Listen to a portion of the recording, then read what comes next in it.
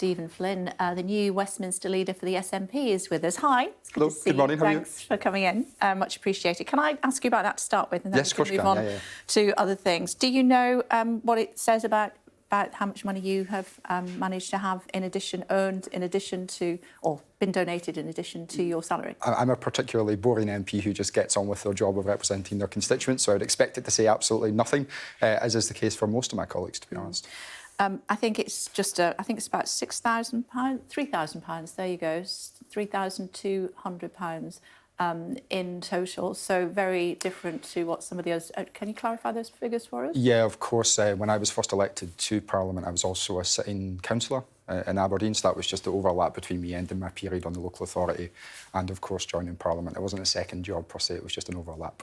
What do you make of the amount of money that some MPs can earn as a second job? We've heard from Keir Starmer. He says that he doesn't think there should only be very tiny circumstances when people can have a second job, and I'm not sure whether that includes what David Lammy's earning or not. We've not really been able to well, we've asked him, but he's not answered the question. What do you think? I don't think the MPs on the face of it should have second jobs. I think they should be focused on their constituents and making sure that they're represented, not just in Parliament, but in the constituency as well. Now, there is obviously circumstances where that may well not apply in its entirety. I know, for instance, one of my colleagues, who is an eminent cancer surgeon, volunteers some of their time in order to provide that service to people, a justifiable service. I think that is important. I know there's a Labour member of Parliament who does that as well. But broadly speaking, seeing the likes of Theresa May, Boris Johnson and other senior figures raking millions of pounds will stick in the craw of so many people right across the country who at this moment in time are struggling to put two pence together. But doesn't having MPs have a different career as well make for better politicians rather than just career politicians who don't know what the real world's like? But politicians are there to legislate, to make laws and to ensure that all of our lives are better.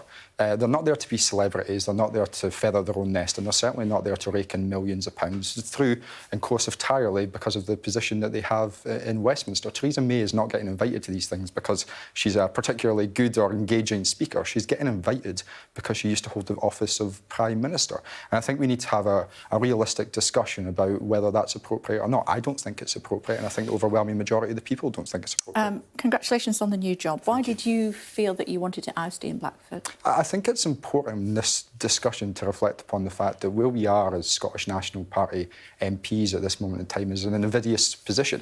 We've seen at the Supreme Court judgment, of course, that Scotland's democracy does not matter within the UK. I want us to be assertive within the House of Commons. I want to put democracy first, and I want to make sure that the voice of the people of Scotland is heard in the House of Commons and right across this country. So why did you oust him? I didn't oust Ian. Ian, of course, But you still wanted the job, I don't, and you wanted it too. So how would you describe it? Well, Ian, of course, stood down of his own accord. He's said that himself, and of course we had a leadership election. Myself and Alison Thewlis put ourselves forward, and I was delighted that my colleagues put their faith in me to lead them in the House of Commons and to hopefully lead us to independence, which is an incredibly exciting thing for us. The only reason I ask you that, and this is your opportunity to clarify the situation. Joe Pike, one of my colleagues, esteemed colleague, said that you were the parliamentarian behind the coup and its main beneficiary, but you never confronted Mr Blackford directly. Is that not fair? I did see Joe's piece online. I don't think Joe's piece necessarily reflects the entirety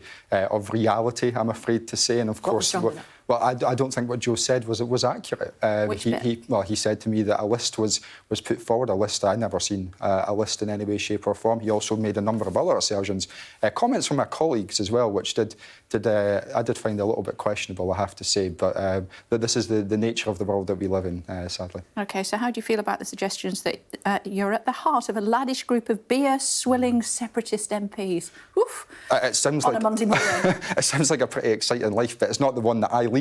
I'm afraid to say. I've seen a number of suggestions about myself and my character, and they just don't tie into reality at all. And I have to say, I've personally been a little bit upset by them. There's been a suggestion that I'm leader of a Vindaloo curry. I think it was one of the right-wing press. Tuesday Club, apparently. Yeah. Are you all meeting tomorrow? I'm not even a member of any clubs in Westminster, so I'm a little bit surprised by this. I do, of course, like many other people up and down the country, play five-a-sides occasionally on a Tuesday night, which for me is a big thing. I spent 18 years as a... With a club?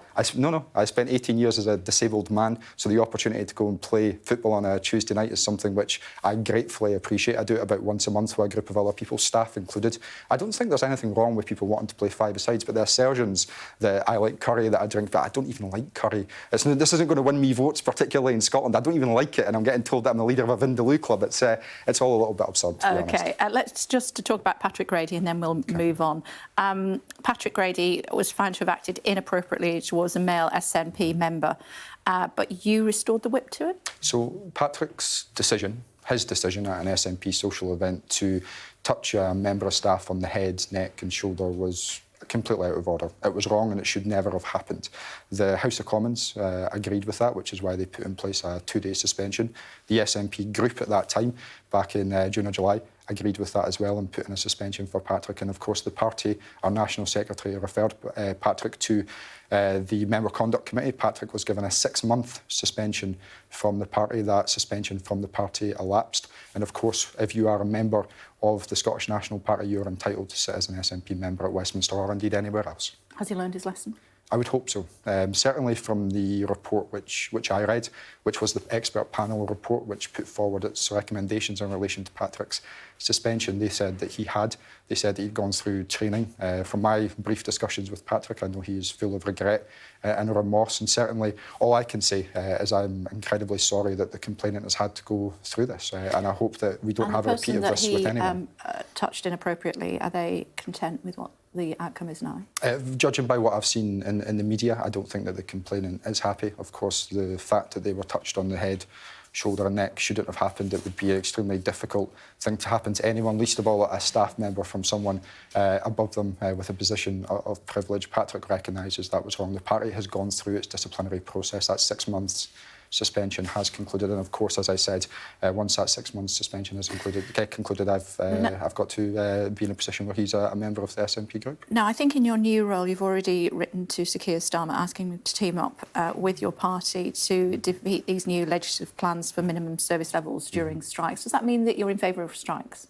It means that I'm in favour of workers having the right as a last resort to withdraw their labour in order to protect their own interests, to get better pay. And of course, when we're having this discussion, let's not forget that real wages at this moment in time are somewhere akin to what they were in 2006. The cost of living crisis is real, it is deep, and it is having huge consequences. We're in a ridiculous situation in Scotland where an overwhelming majority of politicians in Scotland's Parliament would be clear that workers' rights should be protected, but under the devolution settlement, it's for the UK Tories to decide what happens. What we're saying to Keir Starmer is let's work together to block this legislation, let's put workers' rights first, and if he doesn't want to work together to block it, at least make that commitment that should he ever become Prime Minister and Scotland still remain part of the United Kingdom, that he'll devolve employment law to Scotland, something which the Labour Party has blocked on numerous occasions. Did you see the Harry interview last night? I didn't, no. Do you have a view? In terms of everything that's happened with Harry, I do. I think everyone has a view at this moment. I found some of the comments, I've not seen everything because it appears that news stories breaking almost every hour. I found some of his comments quite disturbing, particularly in relation to the deaths, which he accounts and the manner in which he talks about it in his time in the armed forces. The Taliban in Afghanistan. Yeah, I think it's quite disgusting, if I'm honest. But similarly, I have a little bit of sympathy for him in the fact that his wife, Meghan Markle, has been attacked severely by the right-wing British press for three reasons as far as I can see it. She's female, she's black and she's successful, and they don't like it. So I can understand why he would be frustrated and want to be defensive of his partner as well. OK. First time we've chatted, hopefully the first of many. It's good to see you.